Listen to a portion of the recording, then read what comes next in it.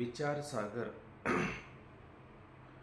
विचारसागर ग्रंथामध्ये तरंग चौथा आणि चौथ्या तरंगामध्ये आपण कालपर्यंत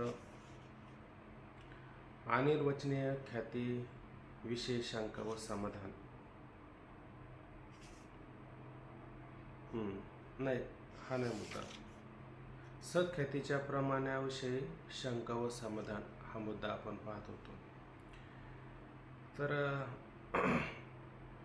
शिष्याने असं म्हटलं होतं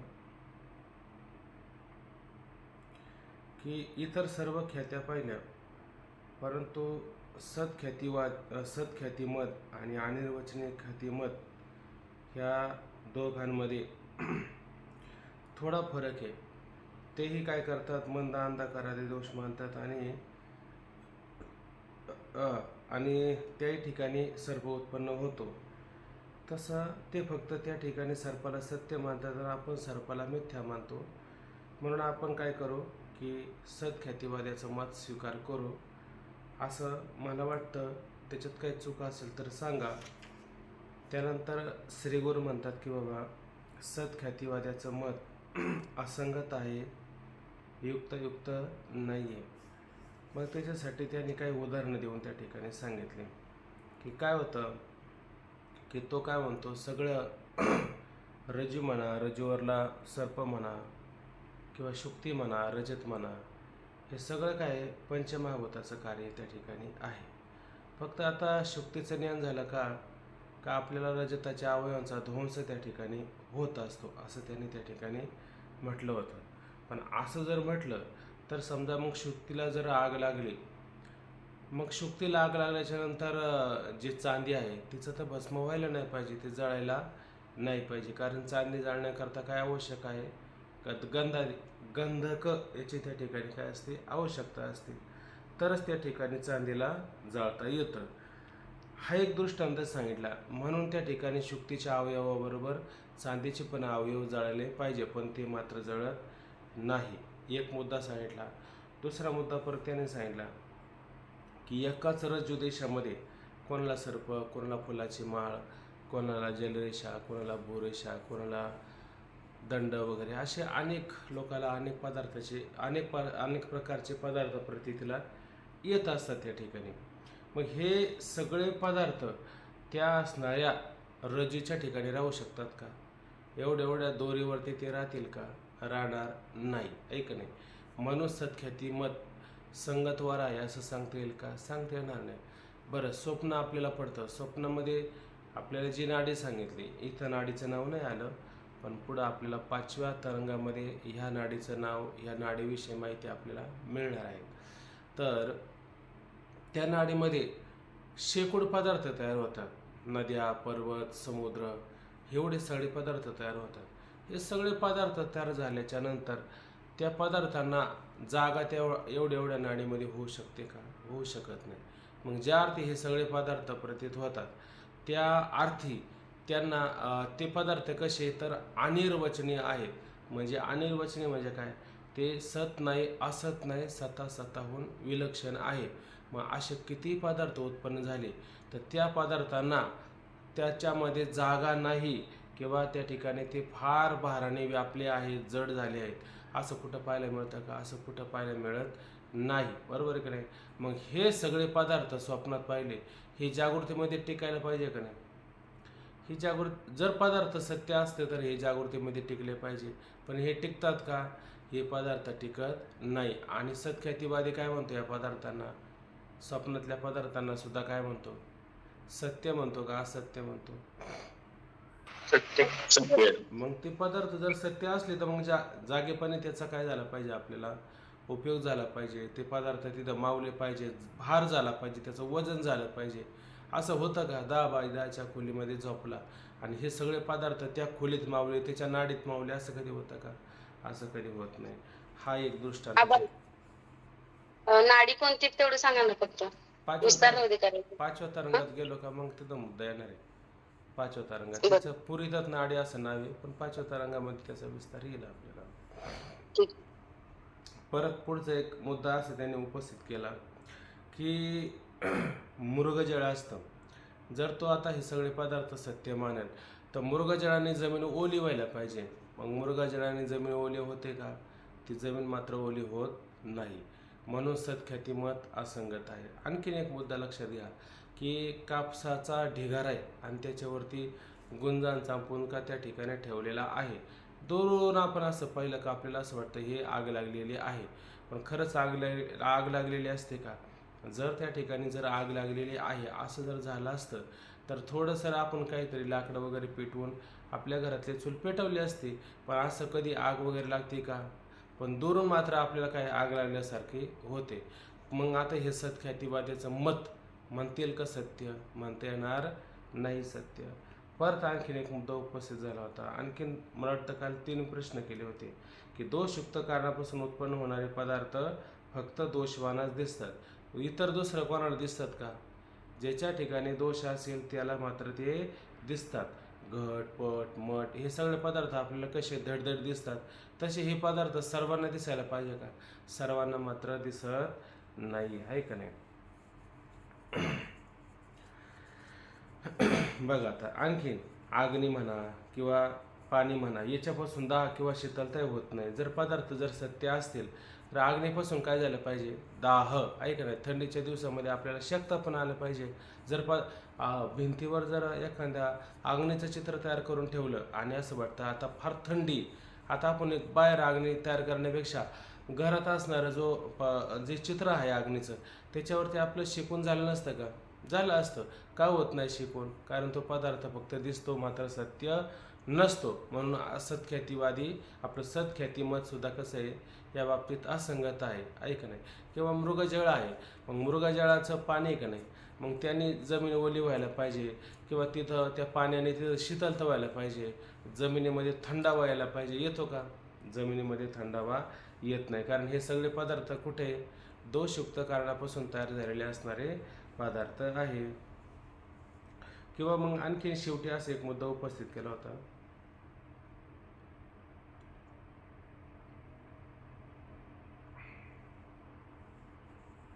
आता ते दोषयुक्त कारणापासून उत्पन्न झालेले पदार्थ ते ज्या ठिकाणी दिसतात तुम्हाला किंवा रज्जूवर त्या ठिकाणी ते पदार्थ प्रतीला आले, मग त्या रज्जूवर पदार्थ प्रतीला आले त्याने त्याची किती जागा व्यापली बरं? त्या जागेचं किती रोधन केलं? आडावली जागा. असं कधी पाहायला मिळतं का? असं कधी पाहायला मिळत नाही. आणि ते पदार्थाने कधी जागा व्यापली नाही आणि त्याच्यातून आपलं काही कार्य झालं का? काही उपयोग झाला का त्या पदार्थापासून? समजा रज्जूवरती आपल्याला फुलाची माळ प्रतीला आली तर ती काय आपल्याला घरी आणता आले का? काही घरी आणता येतं का? त्याचं काही व्यावहारिक कार्य होतं का? किंवा ते कोणत्या प्रकारची जागा त्या ठिकाणी अडवतात का? जागा अडवत नाही आणि कोणतं कार्य पण होत नाही. आता अशा पदार्थांना जर तुम्ही सत्य म्हणत असेल तर हे विद्वानांनी सत्य जर म्हणत असेल तर अडाणी लोक विद्वानांना हसतील का नाही? हसतील. म्हणून सत्ख्यातीवाद्याचं मत त्या ठिकाणी असंगत आहे. मग कोणतं मत संगतवार आहे? तर जी अनिर्वचनीय ख्याती आहे तिचंच मत मात्र संगतवार आहे, असा आपण काल विचार करून आलो. आता परत एक शिष्याने काय केलेली शंका केलेली आहे. परिच्छेद क्रमांक 14, मिथ्या पदार्थ हर्ष विषादास कारण कसे होतात याविषयी शंका व समाधान. आता तो शिष्य आहे तर त्याचं असं म्हणणं आहे की तुम्ही हे जे पदार्थ आहे या पदार्थाला तुम्ही मिथ्या म्हणतात. मग हे पदार्थ तुम्ही मिथ्या म्हणता पण याच्यातून पण सुखदुःख होतात की नाही? आता स्वप्न तुम्हाला पडलंय की नाही? मग स्वप्न पडल्याच्या नंतर चांगलं जर अनुकूल स्वप्न असेल तर तुम्ही काय म्हणता? आज मला किती छान स्वप्न पडलं, आज माझ्या स्वप्नामध्ये माझे श्रीगुरू आले, आज स्वप्नात देवाने मला दर्शन दिलं, म्हणजे मला सुख झालं, असं म्हणतो की नाही आपण? असं आपण त्या ठिकाणी म्हणत असतो. बरं. आणि कधी कधी स्वप्नामध्ये आपण काही सर्प वगैरे पाहतो, काही खराब असणाऱ्या वस्तू, खराब असणारे विषय त्या ठिकाणी पाहतो आणि आपल्याला मोठं दुःख होतं त्या ठिकाणी. होतं का नाही दुःख? मग हे स्वप्नातले पदार्थ पाहायला गेले तर हे सगळे पदार्थ कसे आहेत? मिथ्या आहेत. पण मिथ्या पदार्थ आपल्याला सुखदुःख का देतो? असं जर वस्तू खोटी असेल तर खोट्या वस्तूपासून सुख व्हायला पाहिजे नाही आणि खोट्या वस्तूपासून दुःख व्हायला पाहिजे नाही. मग ज्या अर्थी सुखदुःख आपल्याला होत आहे त्या अर्थी हे पदार्थ कसे आहेत? सुख देतात म्हणल्यावर आपल्याला पदार्थ खरे म्हटले पाहिजे का नाही. म्हणजे शिष्याला अजून काही पण त्या ठिकाणी काय वाटतं की हे सत्ख्यातीवाद्याचं मत काय आहे, बरोबर आहे की काय. कशावरून ठरवतो की हे स्वप्नातले पदार्थ, जागृतीतले पदार्थ म्हणा किंवा प्रातिभाषिक पदार्थ म्हणा, हे आपल्याला सुखदुःख का देतात याविषयी तो शंका करतो. तर शिष्य महाराज, वेदांत मतात जर रजत आणि सर्प मिथ्य आहे तर रजत पाहून हर्ष व सर्प पाहून विषाद का होतो. वेदांत मतामध्ये काय आहे, रजत ऐक नाही, रजत म्हणजे कशावर रजत भासतं बरं आपल्याला, रजत कशावर भासतं, शुद्धीवर शुक्तीवरती रजत भासत असतं. आणि सर्प कशावर भासतो बरं, रज्जूवर रजेवर आपल्याला सर्प भासत असतो आहे का नाही. मग रजत पाहून हर्ष आहे का नाही आणि सर्प पाहून विषाद का होतो बरं आपल्याला. चांदीला पाहून आपल्याला असं कोणी म्हटलं का हे चांदी पाहिली आणि ज्ञानोबराय तुकोबरे असेल तर भाग वेगळा आहे, ते पण नाही दुःख आहे मानत भाऊ. ते म्हणतात सोने रोपे आम्हा मृतिके समान, त्यांना काही त्याच्याशी कर्तव्य नसतं, त्यांना हर्ष येणं आणि विषाद येणं त्याला काही फरक नाही. पण मग आपल्याला जर आपल्याला समजा एखाद्या ठिकाणी चांदी जर दिसली तर आपण आपल्याला दुःख होतं का. आपण म्हणतो वा चांदी आपल्याला पाहायला मिळाली, आता ही चांदी जर आपल्याला मिळालीच तर असं वाटतं, आपल्याला आनंद होतो ना, ती वस्तू पाहून आपल्याला आनंद होतो. आणि त्याच ठिकाणी जर सर्प जर असेल तर त्या सर्पाला पाहून आपल्याला आनंद होतो का. सर्पाला पाहून आपल्याला काही कोणत्या प्रकारचा आनंद मात्र होत नाही. म्हणून हे पदार्थ कसे अनिर्वचनीय आहेत, मिथ्य आहेत. मग एका पदार्थापासून सुख होतं, एका पदार्थापासून दुःख होतं. मग या पदार्थापासून सुख दुःख का व्हायला पाहिजे, व्हायला तर नाही पाहिजे. आता श्री गुरु त्याचं समाधान करतात, अरे हर्ष विषादास म्हणजे सुखदुःखास कारण साक्षात पदार्थ नसून पदार्थावरील अनुकूल प्रतिकूल बुद्धी ही कारण असते. काय सांगितलं की ते हर्ष विषाद सुखदुःखाला कारण ते पदार्थ आहे का, शुक्ती म्हणा, बरोबर आपलं रजत म्हणा, सर्प म्हणा, हे सुखदुःखाला कारण आहे का, हे सुखदुःखाला कारण नाही. मग त्या पदार्थाविषयी आपल्या मनात किंवा आपली जी बुद्धी आहे की नाही, त्या बुद्धीत असणारं अनुकूल प्रतिकूल ज्ञान हे कारण आहे. पदार्थ आतमध्ये असतात का पदार्थ बाहेर असतात बरं. पदार्थ बाहेर असतात आणि पदार्थाचं ज्ञान आत असतं का बाहेर असतं, आतमध्ये. मग ते ज्ञान आपल्याला अनुकूल आहे का प्रतिकूल आहे त्या पदार्थावरती ठरतं आपलं. जर आपल्याला त्या ठिकाणी चांदी दिसली तर आपल्याला अनुकूल ज्ञान होतं, त्या ठिकाणी अनुकूल ज्ञानापासून काय होत असतं, आनंद. बरोबर की नाही. आणि प्रतिकूल ज्ञानापासून काय होतं, प्रतिकूल ज्ञानापासून दुःख होतं. मग पदार्थाचं सुखदुःखाला कारण साक्षात पदार्थ आहे का पदार्थाचं ज्ञान आहे, पदार्थाचं ज्ञान. पदार्थाचं ज्ञान हे सुखदुःखाला कारण आहे, पदार्थ मात्र सुखदुःखाला कारण नाही. म्हणून अनुकूल प्रतिकूल बुद्धी म्हणजे अनुकूल प्रतिकूल त्याचं ज्ञान. हा काय दुःख, कसलं दुःख, अनुकूल प्रतिकूल ज्ञान हे सुखदुःखाला कारण आहे. ठीक आहे ना. पदार्थावरील अनुकूल प्रतिकूल बुद्धी ही कारण असते. काय म्हणायचं, बरं चला. हा म्हणून हर्ष विषाद होतात. पदार्थाचे सत्यत्व किंवा मिथ्यात्व हर्ष विषादास कारण नाही. पदार्थ सत्य आहे किंवा तो मिथ्य आहे, ते पदार्थ सत्य असो नाहीतर मिथ्या असो, या पदार्थाच्या सत्यत्व अथवा मिथ्यात्वामुळे सुखदुःख होतात असं म्हणता येईल का आपल्याला. आता हे आपल्याला आपल्या अनुभवाने कळू शकतं की नाही. काहीच्यासाठी आपल्याला वेगळं काहीतरी विचार केला पाहिजे.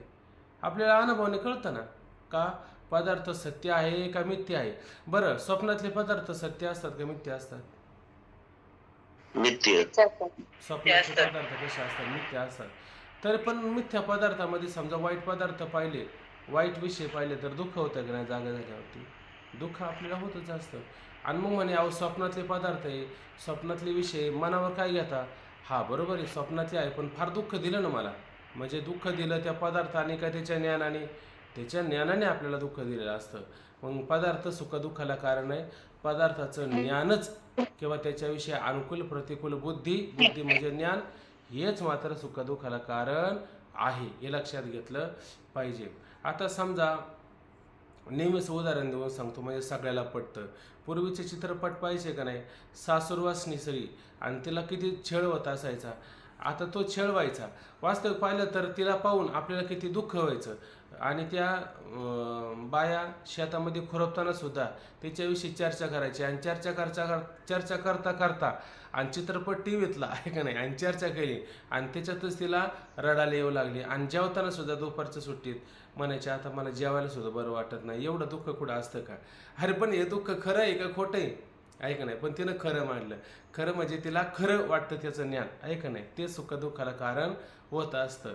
वास्तविक पाहिलं तर चित्रपट खोटा, तिचा अभिनय खोटा आणि सारंच खोटं. कारण तिला मिळवायचे होते पैसे म्हणून तिनं केला होता अभिनय, आहे का नाही?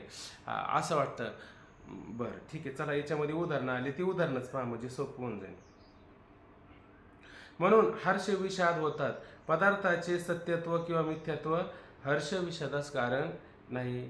तर मिथ्या नाटक किंवा बाजीगराचा खेळ पाहून हर्ष झाला नसता. बघा आता काय सांगतात, नाटक पाहिलं, आता पिक्चर सांगितलं म्हणजे नाटकच आहे का नाही?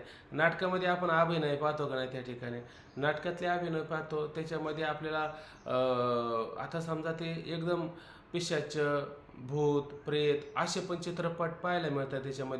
त्याच्यामध्ये पाहिलं आहे का नाही, ते भूत पाहिलं जरी आहे का नाही, एकदम विचित्र काहीतरी त्याला आकार तयार करून दिला असतो. अचानक असं समोर येतो आणि समोर आल्याच्या नंतर एकदम छातीत धडधड धडधड व्हायला सुरुवात होते.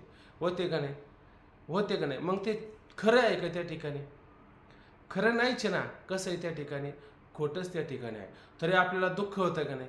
तरी पण दुःख होतं, आहे का नाही? आणि त्या भूताला जाळलं वगैरे काहीतरी केलं का मग आपल्याला सुख होतं. खरं पाहिलं गेलं तर तिथं काही भूत जाळलेलं असतं का? आणि ते खरं भूत असतं का? खरं भूत मात्र नसतं. अशी नाटकं म्हणा, चित्रपट पाहून म्हणा, तिथं पण सुखदुःख आपल्याला होतात की नाही? मग ते पदार्थ खरे आहेत का? खरे नसतात त्या ठिकाणी. बघा आता, पदार्थाचे सत्यत्व किंवा मिथ्यात्व हर्ष विषादास कारण नाही. तर मिथ्या नाटक किंवा बाजीगराचा खेळ पाहून हर्ष झाला पाहिजे. होतो का तो बाजीगराचा म्हणजे गारुड्याचा खेळ पाहून आपल्याला हर्ष होतो का नाही? हर्ष हर्ष आपण जाता, तुम्ही नाटकं पाहायला जाता का नाही? पूर्वी, आता नाटकं राहिलीच नाही म्हणा. आता थिएटरला चित्रपट येतो ते पाहण्यासाठी जाता का नाही? आणि म्हणता वाह किती छान चित्रपट झाला, किंवा काय गारुडी, काय तो सापाचा खेळ करतो, काय तो त्या ठिकाणी माकडाचा खेळ करतो, असे खेळ करतात की नाही त्या ठिकाणी. ते पाहण्यासाठी आपण तिकीट काढून जातो का नाही तिथपर्यंत? कशासाठी तिकीट काढलं तुम्ही? ते खेळ पाहण्यासाठी तिकीट काढलं. मग ते खेळ खरे होते का खोटेच होते? खोटे होते. मग खोट्या खेळाला पाहून तुम्हाला आनंद का झाला? आहे का नाही? मग आनंद होण्याला कारण काय? त्या पदार्थाविषयी काय आहे आपल्याला? ज्ञान. ज्ञान, आहे का नाही? तेच सुखदुःखाला आपल्याला कारण आहे. कोणतं ज्ञान? अनुकूल ज्ञान आणि प्रतिकूल ज्ञान हे सुखदुःखाला कारण आहे.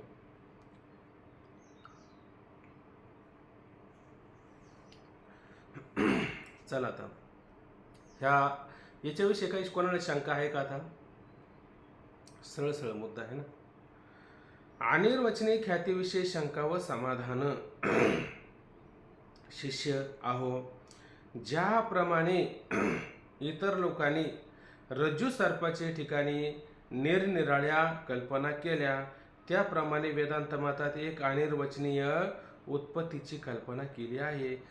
बघ आता इतर लोकांनी रज्जू सर्पाच्या ठिकाणी आहे का नाही किती कल्पना केल्या? निरनिराळ्या वेगवेगळ्या कल्पना केल्या. असत ख्यातिवाद्याने मग काय कल्पना केली? शून्यम शून्य, हे सगळं शून्य आहे. आत्मख्यातिवाद्याने एक मुद्दा मांडला, अन्यथा ख्यातिवाद्याने काही मुद्दे मांडले, ख्यातिवाद्याने मुद्दा मांडला, सत्ख्यातिवाद्याने मुद्दा मांडला. एक त्यांची ख्याती आहे, सत्ख्याती आणि सत्ख्याती, अख्याती, अन्यथा ख्याती, आत्मख्याती, असत्ख्याती, ऐक नाही. आणि आपली कोणती ख्याती आहे? अनिर्वचनीय ख्याती, ऐक नाही. अशा वेगवेगळ्या ख्याती आहेत, त्यापैकी आपली ख्याती कोणती? अनिर्वचनीय असणारी ख्याती त्या ठिकाणी आहे. ज्याप्रमाणे इतर लोकांनी रज्जू सर्पाच्या ठिकाणी निरनिराळ्या कल्पना केल्या, त्याप्रमाणे वेदांत मतात एक अनिर्वचनीय उत्पत्तीची कल्पना केली. आणि आपण सुद्धा काय केलं की हे सगळे पदार्थ कसे अनिर्वचनीय उत्पन्न होतात, आहे की नाही. आणि जो अनिर्वचनीय पदार्थ उत्पन्न होतो तो पदार्थ कसा असतो, तो सतही नसतो, असतही नसतो, सताहून विलक्षण मिथ्या म्हणून प्रतीतला येतो. तो पदार्थ कसा असतो, अनिर्वचनीय त्या ठिकाणी असतो.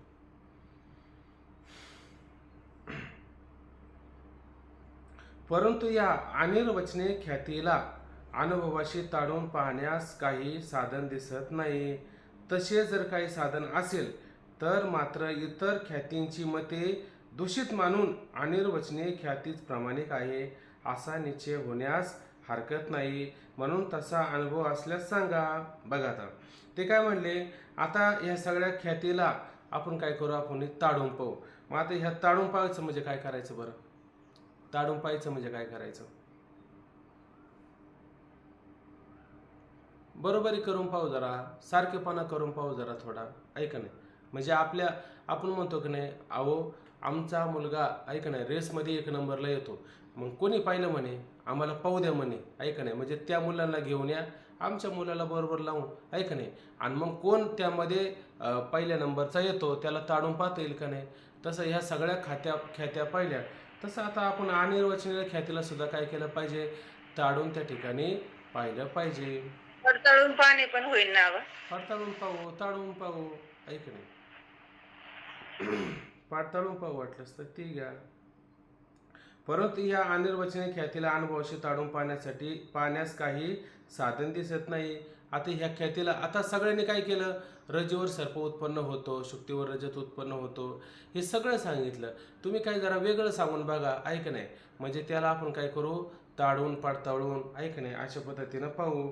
तसे जर काही साधन असेल, ऐक नाही, कशाला ते पडताळून पाहण्यासाठी काही साधन असेल, ऐक नाही, तर मात्र इतर ख्यात्यांची मते आपण दूषित मानू. मग बाकी आता आम्हाला तर वाटतं सत्ख्याती मत संयुक्तिक वाटतं. का संयुक्तिक वाटतं, कारण ते काय करतात, दोष मंद अंधकारात देतात. आपण पण मंद अंधकारात दोष मानता. ओंकार महाराज नाही काच नाही आले का,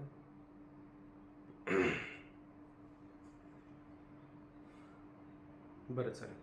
तर इतर मात्र ख्यात्यांची मते दूषित मानू आणि अनिर्वचनीय ख्यातीच प्रामाणिक मानू असा निश्चय होण्यास काही हरकत नाही.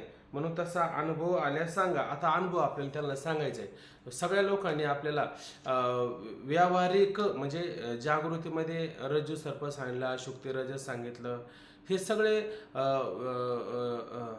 व्यावहारिक सत्यातले पदार्थ आपल्याला सांगितले, बरोबर ना. तसं आता आपल्याला एक दृष्टांत द्यायचा आहे, परंतु तो कोणत्या सत्यातला द्यायचा आहे, तर त्या ठिकाणी प्रातिभाषिक सत्यातलं उदाहरण द्यायचं, म्हणजे स्वप्नातलं उदाहरण द्यायचं. आतापर्यंत कोणीच स्वप्नातलं उदाहरण दिलं का, आतापर्यंत कोणत्याही ख्यातीवाल्याने स्वप्नाचं उदाहरण दिलं का. म्हणजे बाकीच्या ख्यात्या आहेत त्या कुठे जागृतीमध्ये तुम्हाला जे प्रातिभाषिक पदार्थ दिसतात की नाही त्याच्याविषयी विचार करतात. पण आज आपण जी ख्याती आपली अनिर्वचनीय ख्याती पाहणार आहोत, तर हिला पडताळून पाहण्याकरता आपण काय करणार आहे, स्वप्नाचं त्या ठिकाणी उदाहरण देणार आहोत. खाली पहा,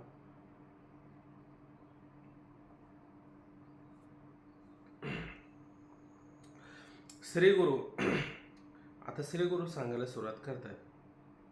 अनुभव स्वप्नाचा आहे, ऐक नाही. आता ह्या ठिकाणी कशाचा अनुभव सांगायचा आपल्याला, स्वप्नाचा त्या ठिकाणी अनुभव सांगायचा आहे. स्वप्नात तर अंतःकरणाची वृत्ती बाहेर न जाता आतच अंतःकरण उपहित साक्षी चैतन्य आश्रित अविद्येच्या तमगुणांशापासून स्वप्न पदार्थ उत्पन्न होतात आणि त्याच अविद्येच्या सत्वगुणापासून त्या पदार्थाचे ज्ञान उत्पन्न होते. येथे दुसरी कोणतीच ख्याती म्हणता येत नाही. आता ह्या ठिकाणी स्वप्नाचं उदाहरण जर द्यायचं झालं तर ह्या स्वप्नाच्या उदाहरणाकरता असत ख्यातीला जर पडताळून जर पाहायचं झालं तर येईल का पडताळता आपल्याला बरं, असत ख्यातीवादीला पडताळण्याकरता जाईल कोण, ऐक नाही. कारण तो ते मानतो का, तो सगळं शून्यम शून्य म्हणतो. आत्मख्यातीवादी म्हणून का तिथं काही म्हणजे सगळ्या ख्यातींचा विचार केला तर सगळ्या ख्यातींना स्वप्नाचंच उदाहरण द्यायचं म्हणलं तर देता येणार नाही, आहे का नाही. म्हणून हे स्वप्नाचं उदाहरण का दिलं, कारण आपल्याला हे पाहायचं आहे का जसं स्वप्न मिथ्य आहे तसं हे सारे पदार्थ कसे आहेत, जागृतीमधले सुद्धा मिथ्याच आहे. मग कोणता पदार्थ सत्य आहे का, कोणता पदार्थ सत्य आहे, खरं पाहायला गेलं तर सत्य तू सत्य तू सत्य तू विठ्ठला, ज्याचा सत्य तू सत्य तू सत्य तू 3 वेळा म्हटलं का नाही, म्हणजेच काय म्हणायचं, बरं एकदा म्हटलं असतं सत्य तू विठ्ठला तर काय जमलं नसतं का, नाही तसं नाही. उलट ज्याचा तिन्ही काळामध्ये अत्यंत ऐक नाही अभाव आहे असं मात्र म्हणता येणार नाही, तो तिन्ही काळामध्ये आहेच. रजवरला सर्प तिन्ही काळामध्ये अभाव आहे, शुक्तीवरती रजत तिन्ही काळामध्ये अभाव आहे, मृगजळ तिन्ही काळामध्ये अभाव आहे, स्थानवरला पुरुष तिन्ही काळामध्ये अभाव आहे, हे सगळे जगत हे तिन्ही काळामध्ये अभाव आहे. पण ज्याच्यावर हे सगळे पदार्थ प्रतीतेला येतात ते सगळ्याचा अधिष्ठान आहे तो परमात्मा, ते ब्रह्म सत्य आहे का नाही, आणि त्याचा तिन्ही काळामध्ये कधी बाध आहे का, नाही. म्हणून तिन्ही काळामध्ये त्याचा कधी बाध होऊ शकत नाही. म्हणून सत्य तो वर्तमान काळ, सत्य तो भविष्य काळ आणि सत्य तो भूतकाळ, तिन्ही काळामध्ये त्याचा कधी अभाव नसतो, ते नेहमी सत्य असतं. म्हणून सत्य तू सत्य तू सत्य तू विठ्ठला.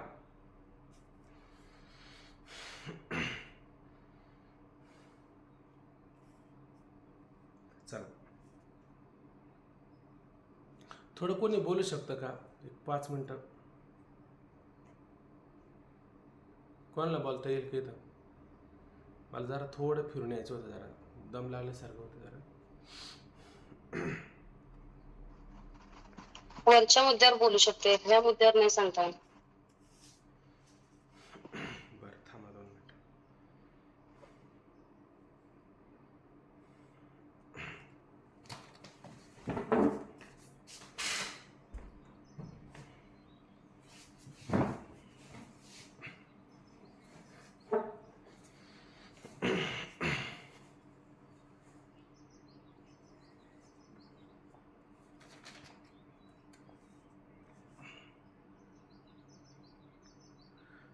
महत्त्वाचा मुद्दा आलेला या ठिकाणी.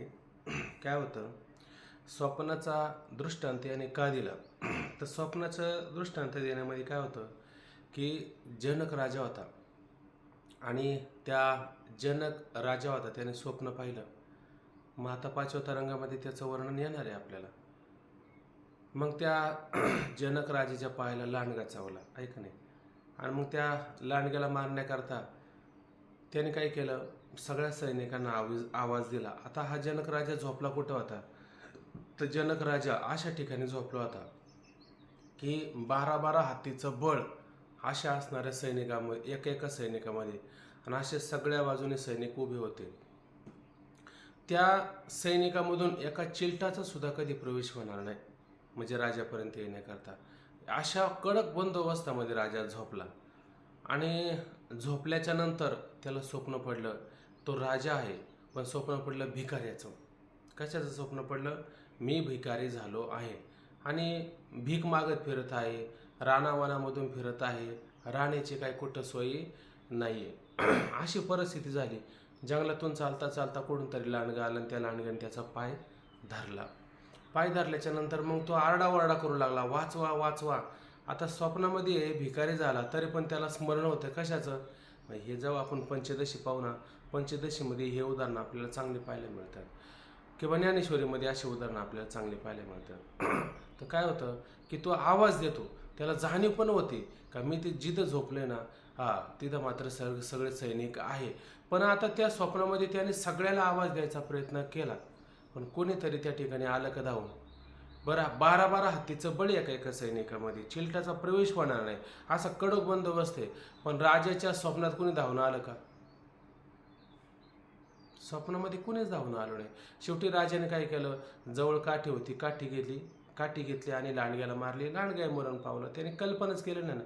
स्वप्न तरी काय कल्पना आहे आणि जागृती तरी काय कल्पनाच आहे. त्या ठिकाणी ह्या कल्पनामुळंच ब्रह्मस्वरूपाला जीवपणा आलेला आहे का नाही. कल्पना अविद्या तेने झाला जीव. कोण झाला जीव, कल्पना अविद्येमुळे ते ब्रह्मच जीव स्वरूपाला आलेलं आहे. वाया मने हे नाव एरवी कल्पनाचे सावेव, जयाच्या संगे जीवदशा वस्तू वस्तूनाम परमात्मा, त्या परमात्म्याला जीवदशा प्राप्त झालेली आहे. मग कल्पना केली, घेतली काठी लांडग्याला मारली. काठी पण कल्पनेने तयार केली, लांडगा कल्पनेने तयार केला आणि कल्पनेची काठी घेऊन कल्पनेच्या लांडग्याला मारली, लांडगा मरण पावला. पण आज कल्पना संपली काय त्याची? ही कल्पना संपत नाही. जसं पाण्यावरले तरंग संपत नाही, तसे आपल्या मनातल्या कल्पना कधीच संपत नाही. कल्पना करतच राहतो, करतच राहतो, करतच राहतो. जागृतीमध्ये आला तरी त्याच्या कल्पना थांबत नाही. त्याला असं वाटतं हे मिळालं, अजून काहीतरी मिळावं, अजून काहीतरी मिळावं. हे मिळावं ह्या कल्पनामुळं त्याचा जीवपणा जात नाही. त्याचा जीवपणा कधी जाईल बरं? जेव्हा त्याच्या कल्पना सांडून जातील, जेव्हा त्याचा संकल्प सांडून जाईल. कल्पना झाली का संकल्प होतोच माणसाचा. तुम्ही सगळं विचारपूर्वक ह्या गोष्टीला अनुभवून पहा बरं. आपल्या मनामध्ये जेव्हा एखादी कल्पना, आता हा इथं समजा हा पेन आहे ना, हा पेन आहे बाबा, हा पेन जर घ्यायचा आहे, हा पेन पाहून आपल्याला काय होते, एक कल्पना तयार होते. किंवा मनामध्ये कधीतरी स्मरण होतं की एक पेन घ्यायचा, पण केवढ्याचा घ्यावा? आपण म्हणतो 10 रुपयाचा. 10 रुपयाचा कशाला घ्यायचा? 100 रुपयाचा घेऊ ना, लोकांपेक्षा चांगला घेऊ, आहे का नाही? मग तो 100 रुपयाचा पेन पाण्यासाठी जातो, तिथं हजारो रुपयाचे पेन असतात भारी भारी. तो म्हणतो 1000 रुपयाचाच पेन घ्यायचा. काम वाढलं का नाही? कशाने काम वाढवलं त्याच्या जीवनामध्ये? ह्या कल्पनेने काम वाढवलं, बरोबर आहे का नाही? बरं, तो त्याच्यावरती शांत राहतो का? परत परत एक नवीन कल्पना तयार होते. मला ही वस्तू मिळाली, मला अजून नवीन वस्तू मिळवायची, त्याच्यापेक्षा मला वेगळी मिळायची. लोकांचे बंगले पाहिले, त्याच्यापेक्षा चांगलाच बांधीन मी बंगला. याचा अर्थ काय होतो? ती कल्पना तयार झाली. कल्पना तयार झाली का मनामध्ये लगेच संकल्प उठायला सुरुवात होतात. हे मिळवावं, ते मिळवावं. म्हणून मनुष्याला कधी सुख मिळतं का? कधीच सुख मिळत नाही. मग स्वप्न काय? कल्पनाचे. आणि जागृती काय? कल्पनाचे. लक्षात घ्या, बरोबर आहे का नाही? आता हे उदाहरण स्वप्नाचंच का दिलं? त्याच्या मागचं कारण आहे. ग्रंथकार जे अर्थी, आता रज्जू सर्पाचं जागृतीमध्ये प्रातिभाषिक दिसतं, ही तर सगळीच उदाहरणं देतात. मग स्वप्नाचंच उदाहरण का दिलं? त्याच्या मागचं कारण हे की आपण काय करतो? कल्पना करतो. राजाने काय केली? कल्पनाच त्या ठिकाणी केली. आणि मग कल्पना केली काठीची, कल्पना केली लांडग्याची, काठी घेतली, लांडगा मारला, राजा पुढे चालू लागला. मग मलमपट्टी करायची, परत कल्पना केली वैद्याची, वैद्य तयार झाला. पण वैद्याने काय म्हटलं? मला तुम्ही स्वप्न पाहता ना सगळेजण, अहो स्वप्न पडतं का सर्वांना? मान्य आहे ना तुम्हाला? मग स्वप्नामध्ये तुम्ही कल्पना करताय की नाही? हे अनुभव आहे का नाही? मी मरण पावलं, ही पण कल्पना करता. मी मरण नाही पावलं, ही पण कल्पना. तुमच्या कल्पनेचं स्वप्न आहे ना सारं. कल्पनेचं स्वप्न आहे, लक्षात घ्या. जिथं कल्पना संपते तिथं स्वप्न पण संपून जातं. जाऊ द्या. स्वप्न, आता त्याने कल्पना केली, मला वैद्य मिळावा, वैद्य भेटला. वैद्य मिळाल्याच्या नंतर मला एक मलमपट्टी कर. वैद्य म्हटलं, अरे एक पैसा दे, मी तुला मलमपट्टी करून देतो. तुम्हाला एक पैसा पण नाही माझ्याकडं. तुम्हाला, मी जर राजा असतो तर मला याच्याकडे एक पैसा, मला याला म्हणायला सुद्धा पडलं नसतं. हा स्वतः माझ्यापर्यंत आला असतं, मलमपट्टी केली असती. वास्तविक पाहिलं तो राजा नव्हता का? होता राजा, आहे का नाही? पण त्याला मी राजा आहे असं वाटतं का आता स्वप्नात? वाटत नाही, आहे का नाही? हेच आपलं खरं दुर्दैव आहे का नाही? मग पुढं जातो आणि मग कुठंतरी त्याला एक साधू भेटतो आणि साधू काय करतो? त्याच्या पायाला मलमपट्टी करतो आणि मग तो जागा होतो आणि पाहतो, अरे बाप रे बाप, इथं तर सारे या ठिकाणी आहेत. हजारो हत्तीचं बळ आहे, सैनिक आहे, चिलट्याचा प्रवेश होणार नाही, सगळी सुविधा आहे. आणि मी स्वप्नामध्ये किती विवळत होतो, ऐक नाही? त्याला मोठी काळजीच लागली. आपल्याला पण कधी कधी स्वप्न पडलं ना, आपण लगेच कोणाला तरी सांगतो, अहो असं असं स्वप्न पडलं, फार वाईट होतं, असं होतं, आहे का नाही? लगेच त्याला सुद्धा वाटलं, अरे हे मला स्वप्न पडलं, मी काय करू नक्की, असे स्वप्न पडू लागल्यात आणि मी राजा आहे, मला स्वप्न पडतंय.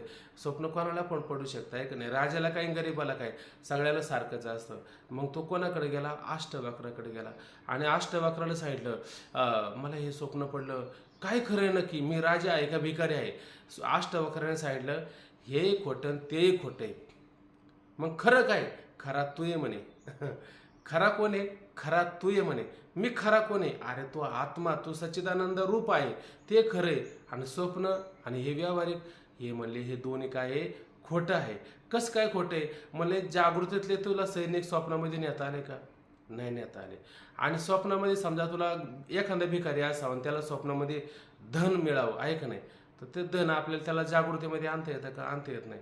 म्हणजे मग नियम काय केला की शास्त्रकाराने असा नियम केला की समान सत्तेमध्ये साधक बाधक व्यवहार होतो, विषम सत्तेमध्ये साधक बाधक व्यवहार होत नाही. बरोबर आहे की नाही? म्हणून हे सगळं लक्षात येण्याकरता उदाहरण काय द्यायचं? स्वप्नाचं उदाहरण द्यायचं. खरं पाहायला गेलं ना तर आपल्याला आहे ना निश्चय झाला पाहिजे, निश्चय. एक उदाहरण तुम्हाला माहिती असेल की रामकृष्ण परमहंस आहे ना, आठवत असेल कोणाला, तर त्यांच्या हातामध्ये एक जण गेला होता कायला भेटण्याकरता. तर त्याला म्हटले होते जाऊ नको भेटण्याकरता, ते फार आजारी आहे, असं आहे तसं आहे. नाही नाही मला मला जाऊ देच भेटायला. ते म्हणले दुरून पहा. नाही नाही मला आत जाऊनच पाहू दे म्हणे. बरं म्हणले जा, आणि पटकनी माघारी गेले आतमध्ये आणि सोडल्याच्या नंतर आहे ना, आता म्हणले काय होतं, आजारी माणसाला भेटायला जर आलं ना तर काहीतरी त्याला देऊन जावं. ऐक नाही, आपण जातो की नाही फळं वगैरे घेऊन जातो की नाही, हां, नाही तर मग 2-5 रुपये त्याच्या हातामध्ये द्यावा असा नियम असतो. तर ते एक त्यांचे जवळचे त्यांना भेटण्याकरता आले, आणि आल्याच्या नंतर आहे ना ते त्यांना झोप लागली होती, ऐक नाही, आणि झोप लागली आणि त्यांच्या हातावरती एक पैसा ठेवला. तर त्याने लगेच हात असा पलटी केला. ते म्हणले झोपेत काहीतरी झालं असेल, लक्ष नसेल त्याचं, लक्ष राहणारच कसं काय, ऐक नाही. तर त्याने लगेच अशी असा हात उघडा होता, त्याच्यात पैसा ठेवला, लगेच हात असा पलटी केला, पैसा टाकून दिला. त्याने परत परत एक पैसा द्यायचा प्रयत्न केला, परत ते पैसा टाकून दिला. मग मला बघा, मला असं म्हणायचं की ते स्वप्नामध्ये सुद्धा त्यांचा किती निश्चय झाला असेल बरं. म्हणजे हाताला पैसा सुद्धा कधी लागून दिला नाही, ऐक नाही. तो कोबरा म्हणताय का नाही की बघा काय अभंग आहे बघा, जागृती स्वप्न सुषुप्ती असं म्हटले, किंवा ज्ञानोबरा जागृती सुषुप्ती नाटवे पाहता रूप आनंदी आनंद साठवे, पांडुरंग ध्यानी पांडुरंग म्हणे, जागृती स्वप्नी पांडुरंग. बाकीचा विषय आहे का? तो एक पैसा जरी दिला हातामध्ये तरी त्याने तो हातात घेतला का? तोही हातामध्ये घेतला नाही, तोही बाजूला टाकून दिला. मग हातामध्ये काय होतं? आपल्या मनामध्ये काय होतं? मनामध्ये परमात्मा होता, आणि परमात्म्यालाच त्याने किंमत दिली. बाकीच्याला कशाला किंमत दिली का? अजिबात कशाला किंमत दिली नाही. खरं तर स्वप्न म्हणजे आपला आरसा आहे, लक्षात घ्या. स्वप्न म्हणजे काय? आपला आरसा त्या ठिकाणी असतो. डोंगरेजी महाराजांचं भागवतामध्ये त्याने असं मुद्दा म्हटला की आपण, माऊली म्हणतात की नाही, जागता जवाशी जे तव जेणे ध्याने भावना भावीजे, डोळा लागत खेव देखीचे तेची स्वप्ने.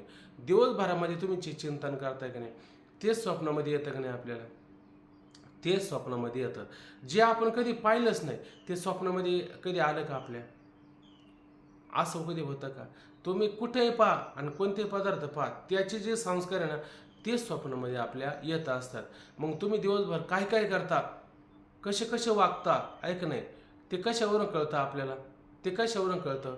तुम्ही स्वप्न पाहता की नाही रात्रीचं, आणि स्वप्नामध्ये कल्पना करतात की नाही, ह्या कल्पना कुठल्या असं माहिती का? सगळ्या जागृतीमध्ये निर्माण केलेल्या कल्पना असतात, आणि ह्या जागृतीतल्या कल्पना स्वप्नामध्ये पाहायला मिळतात. मग आता आहे ना, तुम्ही लोकांना विचारायचं नाही तुम्ही चांगले आहात का वाईट आहात, तुम्ही तुमच्या स्वप्नाला विचारा तुम्ही चांगले आहात का वाईट आहात. जर तुमच्या स्वप्नामध्ये कोणी म्हणे मला सरपत दिसला, कोणी म्हणे माझा घातपातच केला, कोणी म्हणे लोकांनी मला फारच तारा दिला, हे सगळं जे पाहायला मिळतं की नाही, हे तुम्ही तयार केलेलं आहे का लोकांनी तयार केलेलं आहे? लोकांनी तयार केलेलं नाही, हे तुम्ही तयार केलेलं आहे. म्हणून तुम्हाला स्वप्नामध्ये हे सगळं पाहायला मिळतं. आपला आरसा आपण तयार करायचा. आणि जर आपल्याला स्वप्नामध्ये जर स्वप्न खोटं वाटलं, आता हे स्वप्न पडायचं तर पडतंच की नाही, पडतं. आणि हे स्वप्न पडल्याच्या नंतर स्वप्नामध्ये जर आपण निश्चय केलाच की हे स्वप्न खोटं आहे, तर आपण तुकोबाईच्या भूमिकेत आलो की नाही. पांडुरंग म्हणी पांडुरंग ध्यानी पांडुरंग म्हणी, जागृती स्वप्नी पांडुरंग. असं जर निश्चय झाला तर ते स्वप्न आपल्याला स्वप्नात असताना तरी दुःख वाटेल का? दुःख कैसे स्वप्नाशी ते, स्वप्नात तरी दुःख होईल का आपल्याला? स्वप्नात हे दुःख होणार नाही. ज्या अर्थी स्वप्नात दुःख होत नाही त्या अर्थी जागेपणी दुःख होईल का आपल्याला? जागेपणी सुद्धा दुःख होणार नाही. म्हणून स्वप्न म्हणजे काय? स्वप्न आपलं काय त्या ठिकाणी खरं पाहायला गेलं तर आरसाचे त्या ठिकाणी. बघा आता, म्हणून हे शिष्य किती वेळ राहिला आपल्याकडे? थोडा एक 10-15 मिनटं, एवढा पॅरेग्राफ तरी व्हायला पाहिजे आपला. पाणी इकडचं गेलं. श्री गुरु अनुभव स्वप्नाचा आहे. स्वप्नात तर अंतःकरणाची वृत्ती बाहेर न जाता, आता जेव्हा आपल्याला स्वप्न पडतं त्यावेळेस आपली अंतःकरणाची वृत्ती पदार्थाला पाण्याकरता बाहेर जाते का?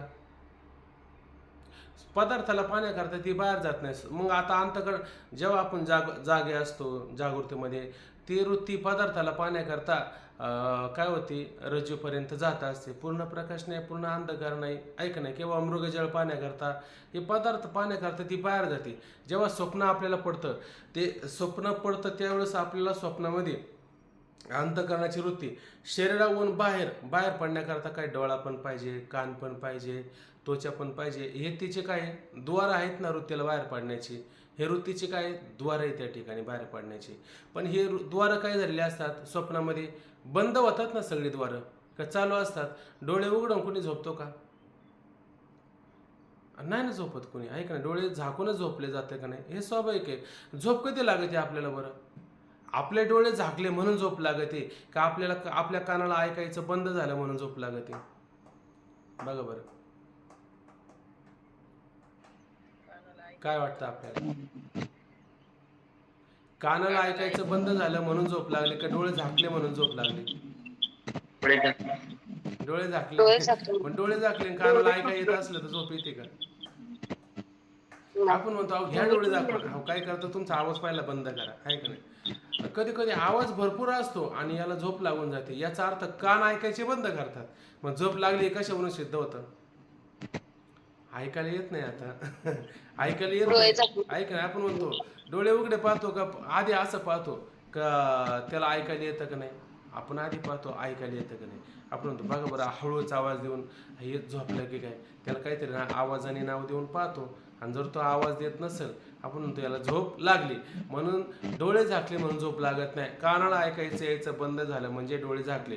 तुम्ही म्हणाल मग कान तर उघडायचे, कान उघडे असू दे पण ऐकायचं बंद झालं, मग आता वृत्ती कानाच्या द्वारे बाहेर जाईल का? नाही, द्वार बंद झाला आता, आहे का नाही?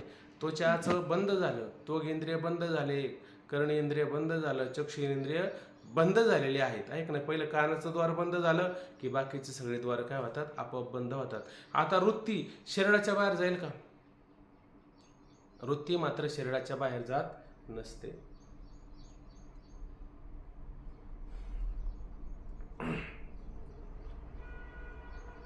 बघा, अनुभव स्वप्नाचा आहे. स्वप्नात तर अंतःकरणाची वृत्ती बाहेर न जाता आतच अंतःकरण उपहित साक्षी चैतन्याच्या आश्रित अविद्येच्या तमोगुणापासून. आता काय पाहिलं आपण, अविद्या आहे का नाही? आणि अविद्येमध्ये किती गुण पाहायला मिळतात आपल्याला? 2, 3, 4, 5 सगळे गुणांची संख्या किती बरं? 3. कोणकोणते गुण असतात? 3 गुण. सत्वगुण, रजगुण आणि तमगुण. सत्वगुण कशाला कारण ठरतो? ज्ञान. रजगुण कार्य. आणि तमगुण जड पदार्थ उत्पन्न होण्याला. बरोबर आहे की नाही? आता अंतःकरण आहे आणि अंतःकरणामध्ये अविद्या आहे का नाही? आणि अविद्येमध्ये ही अविद्या त्रिगुणात्मक आहे का नाही? मग सत्वगुणाने काय होईल? त्याला ज्ञान होईल. पदार्थाचे ज्ञान. आणि तमगुणाने काय होईल? पदार्थाची उत्पत्ती. पदार्थ उत्पन्न होईल. आणि रजगुणाने पदार्थ हालचाल करायला पण लागेल का नाही? आता ती अंतःकरणाची वृत्ती बाहेरच गेली पाहिजे का आत राहिली तरी चालेल? आत राहिली तरी चालेल, स्वप्नामध्ये तर आताच राहते, आहे का नाही? कारण तिथं अविद्या आहे. रज उपयी चैतन्य आश्रित अविद्या आहे आणि अंतःकरण उपयी चैतन्य आश्रित अविद्या आहेच आहे ना, का नाही? तिथं आहेच आहे. पण मग अंतःकरण उपयी साक्षी चैतन्य काय म्हटलं? प्रमातु चैतन्य काय म्हटलं नाही? अंतःकरण उपयीत वृत्ती आता बाहेर गेली का? नाही, आतमध्येच आहे. बरोबर आहे की नाही? आणि ते पदार्थ तिथं आता सत्य आहेत का मिथ्या आहेत?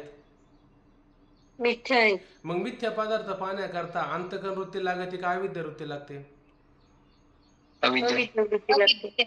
अविद्या वृत्तीची त्या ठिकाणी आवश्यकता असते, अंतःकरण वृत्तीची आवश्यकता नसते. लक्षात घ्या. म्हणून साक्षी चैतन्य म्हणायचं, नाही तर प्रमातु चैतन्य म्हणता आलं असतं. मग प्रमातु चैतन्य का नाही म्हटलं? कारण त्या ठिकाणी अंतःकरण वृत्तीचं कार्य होत नाही, अविद्या वृत्तीचं कार्य असतं. चला, आतच अंतःकरण उपहित साक्षी चैतन्य आश्रित अविद्येच्या तमोगुणांशापासून स्वप्न पदार्थ उत्पन्न होतात. तमोगुणाचं कार्य काय आहे? पदार्थ उत्पन्न होण्याला, आहे का नाही? मग स्वप्नामध्ये ते पदार्थ उत्पन्न होतात आणि त्याच अविद्येच्या सत्वगुणापासून त्या पदार्थाचे ज्ञान उत्पन्न होते, आहे का नाही? आता ते ज्ञान उत्पन्न होण्याकरता उत्पन्न होण्याकरता ज्ञान कोणता अविद्येचा कोणता अंश असला पाहिजे तर सत्वगुण असला पाहिजे आणि पदार्थाकरता तमोगुणाचा अंश असला पाहिजे. ठीक आहे. आणि त्याच अविद्येच्या सत्वगुणापासून त्या पदार्थाचे ज्ञान उत्पन्न होते. येथे दुसरी कोणतीच ख्याती म्हणता येत नाही. आता या ठिकाणी घ्या बरं, कोणती ख्याती आपल्याला घेता येईल बरं याची संगती लावण्याकरता? असत ख्याती, आत्मख्याती, आख्याती, अन्यथा ख्याती, सत्ख्याती. कोणत्या ख्यातीचा विचार येईल बरं? कोणत्याच ख्यातीचा विचार येत नाही. बरं, जागृतीमध्ये आपली अनिर्वचनीय ख्याती चालते का? चालते ना. स्वप्नामध्ये आपली अनिर्वचनीय ख्याती चालते. पण बाकीच्या ख्यात्या स्वप्नामध्ये चालतील का असा दृष्टांत द्यायला? बाकीच्या ख्यात्या स्वप्नामध्ये मात्र लागू पडत नाही. म्हणून इथं संगती लावायची असेल तर फक्त स्वप्नाच्या दृष्टांताकरता अनिर्वचनीय ख्यातीचाच विचार केला पाहिजे. येथे दुसरी कोणतीच ख्याती म्हणता येत नाही. याप्रमाणे शरीराहून बाहेर बघा बरं का, याप्रमाणे शरीराहून बाहेर रज्जू सर्पाधिक आणि शरीराच्या आत स्वप्न पदार्थ अविद्येकडून अनिर्वचनीय उत्पन्न होतात. शरीराच्या बाहेर पण आणि शरीराच्या आत पण सगळे पदार्थ उत्पन्न होतात. हे कशामुळे उत्पन्न होतात? हे सगळे पदार्थ अविद्येमुळे उत्पन्न होतात. बरोबर की नाही? अविद्येमुळे उत्पन्न होतात म्हणजे नुसते अविद्या उत्पन्न करते का अविद्या त्रिगुणात्मक असेल तर उत्पन्न करते? त्रिगुणात्मक. त्रिगुणात्मक, कारण बाहेरचे पदार्थ सुद्धा कसे त्रिगुणात्मक आणि अंतःकरणामध्ये असणारे पदार्थ, स्वप्नातले पदार्थ हे सुद्धा सारे त्रिगुणात्मकच आहे आणि ती अविद्या त्याला काय करते? उत्पन्न करते. पदार्थ उत्पन्न झाले, पदार्थ म्हणजे गुण उत्पन्न होतात. काय होतात? गुण उत्पन्न होतात. ऐक नाही, पण नुसते गुण उत्पन्न झाले पण त्याला पाहणारा कोणीतरी असला पाहिजे ना, त्याचं प्रकाशन करणारा कोणीतरी असला पाहिजे ना. मग प्रकाशन कोण करतो? अंतःकरण उपहित साक्षी चैतन्य. ऐक नाही, तो चैतन्यच त्याचं प्रकाशन करतोय की नाही? का दुसऱ्याला कशाला प्रकाशन करता येईल का? पदार्थाला कधी प्रकाशन करतील का? करणार नाही. बघा आता, अविद्येकडून अनिर्वचनीय उत्पन्न होतात म्हणून पदार्थाच्या उत्पत्तीविषयी अनिर्वचनीय ख्यातीच मानणे आवश्यक आहे. हे सर्व अनिर्वचनीय पदार्थ साक्षीभाषी आहे. आता हे सगळे पदार्थ कसे, भले ते जागृतीमधले असो नाही तर स्वप्नातले पदार्थ असो, हे पदार्थ सत्य आहे का मिथ्य आहेत? मिथ्य आहे. हे शरीर सत्य आहे का मिथ्य आहे? मिथ्याच आहे. तेव्हा ना शरीराला कसं काय मिथ्या म्हणतात? धडधड दिसतं. कसं काय धडधड दिसतं? टिकतं का ते? ऐक ना, ऐके शरीर तरी एक परिवायसा भेद अनेक. ऐक ना, हे प्रत्यक्षाचे देख प्रमाणात हो. हे प्रत्यक्ष तुझ्या शरीराचं बघ, प्रमाण घे. ऐक ना, येथ कोमारत्व दिसे मग तारुण्य वंशी भ्रंशे. आता लहानपण दिसतं, कुमारत्व दिसतं आणि तारुण्य वंशी भ्रंशे आणि तरुणपणा आला. कुठे तुमचं बालपण? मग दाखवा बरं. लहानपणी तर फार छान दिसत होता, आता कुठे दिसतोय? ऐक नाही, मग येतो कोमारत्व दिसे मग ते तारुण्य वंशी भ्रंशे परी देहचिरण असे एक कसं होय. अवस्था बदलत जातात की नाही, पण देह तोच असतो की नाही? देह मात्र तोच असतो. बदल होतो की नाही? बदल त्याच्या ठिकाणी सवयपणे होत असतो. चला,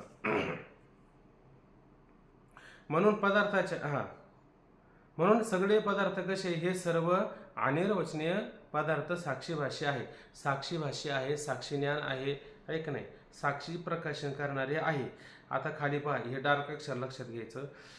साक्षी ज्या पदार्थाचे अविद्या वृत्तीने प्रकाशन करतो त्या पदार्थात साक्षी भाषे म्हणतात. आला मुद्दा. त्या दिवशी असा डार्क अक्षर नव्हतं, साधं होतं. परंतु त्या दिवशी आपण काय म्हणलं की ज्या पदार्थाचं प्रकाशन अविद्या वृत्तीनं होतं त्याला साक्षी भाष्य म्हणायचं आणि ज्या पदार्थाचं प्रकाशन अंतःकरण वृत्तीनं होतं त्याला कोणतं म्हणायचं? साक्षी भाष्य म्हणायचं का प्रमातू भाष्य म्हणायचं? प्रमातू. आहे का नाही? ज्या पदार्थाचं अंतःकरण वृत्तीनं प्रकाशन होतं ते पदार्थ व्यवहारामध्ये बाद होतात का व्यवहारात बाद होतात? ज्या पदार्थाचं अंतःकरण वृत्तीनं प्रकाशन केलं जातं किंवा ज्ञान केलं जातं ते पदार्थ व्यवहारामध्ये बाद ठरतात का? मिथ्या ठरतात का ठरत नाही? ठरत नाही. म्हणजे ज्याचा व्यवहारामध्ये बाद होत नाही ते अंतःकरण वृत्तीनं प्रकाशन केलं आणि ज्या पदार्थाचं अविद्या वृत्तीनं प्रकाशन केलं ते व्यवहारामध्ये बाद होत असतात. ठीक आहे ना? साक्षी ज्या पदार्थाचे अविध वृत्तीने प्रकाशन करतो त्या पदार्थास साक्षी भाष्य म्हणतात. राजवादिकाचे ठिकाणी अनिर्वचनीय सर्पाधिक आणि त्याचे ज्ञान या दोहास भ्रम किंवा आद्यासही म्हणतात. बघा, रजवादिक म्हणजे दिक शब्द आला की नाही, रजेवर सर्प, शुक्तीवर रजत, स्थानूवर पुरुष, मरुभूमीत मृगजळ, हे सारं घ्या तुम्ही, जे काही घ्यायचं त्या घ्या त्या ठिकाणी. राजवादिकाच्या ठिकाणी अनिर्वचनीय सर्पाधिक आणि त्याचे ज्ञान, ऐक नाही, सर्प उत्पन्न होतं की नाही, रजेवर सर्प, ऐक नाही, सर्प उत्पन्न होतो आणि त्याचं ज्ञान पण हे बरोबर उत्पन्न होतं की नाही, युगपतच त्या ठिकाणी उत्पन्न होतं आणि त्याचा आणि रज्जू नष्ट, आपलं सर्प नष्ट झाला की त्याचं ज्ञान त्या ठिकाणी काय होतं, नष्ट होतं. एकाच कालामध्ये उत्पन्न होतात, ज्ञान पण उत्पन्न होतं. सर्प नष्ट झाला की त्याचं ज्ञान पण लय होऊन जातं. बघा, त्याचे ज्ञान या दोहास भ्रम किंवा आद्यास म्हणतो. याला काय म्हणतो आपण, याला भ्रम असं म्हणतो किंवा यालाच त्या ठिकाणी आद्यास असं म्हणतो, किंवा भ्रम म्हणजेच आद्यास. आपण कुठे शिकलो, हे कोणत्या तरंगामध्ये शिकलो बरं? भ्रम म्हणजे आद्यास. पहिल्या तरंगात शिकलो, दुसऱ्या तरंगात शिकलो का तिसऱ्या तरंगात शिकलो? दुसऱ्या तरंगामध्ये शिकलो. भ्रम म्हणजेच आद्यास त्या ठिकाणी असं म्हणतो, ऐकणे.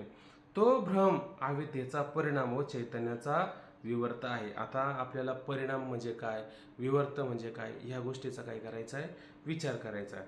आता त्या भ्रमालाच काय म्हणायचं, अविद्येचा परिणाम. आता अविद्येमध्ये किती गुण असतात? 3 गुण असतात, ऐक नाही. बरं, मग तेच गुण काय होतात, आता जे कारणामध्ये गुण असतात ते कार्यामध्ये येतील का नाही? कार्याचेच गुण कारणात येतात का नाही? आपलं कारणाचे गुण कार्यात येतात का नाही? मग अविद्या कारण असेल आणि अविद्येपासून जर पदार्थ तयार होत असेल तर ते गुण त्याच्यामध्ये येतील का नाही? समजा असं विचार करा, माती आहे का नाही? माती आहे आणि मातीपासून काय होतं कार्य? मातीचं कार्य काय?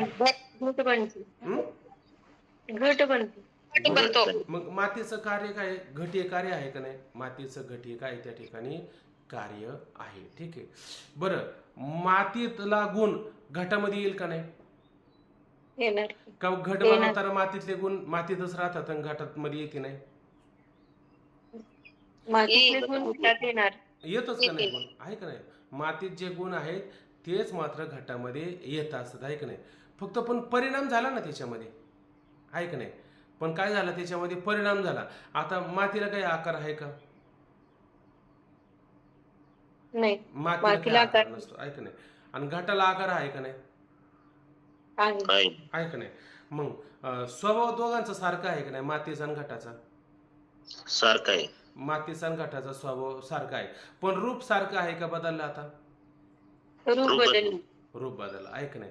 मग उपादान करण्याच्या समान स्वभावान, स्वभाव कसा दोघांचा सारखा आहे आणि रूप कसं आहे, वेगळं रूप. मग ते रूप काय म्हणायचं, अन्यथा रूप म्हणायचं.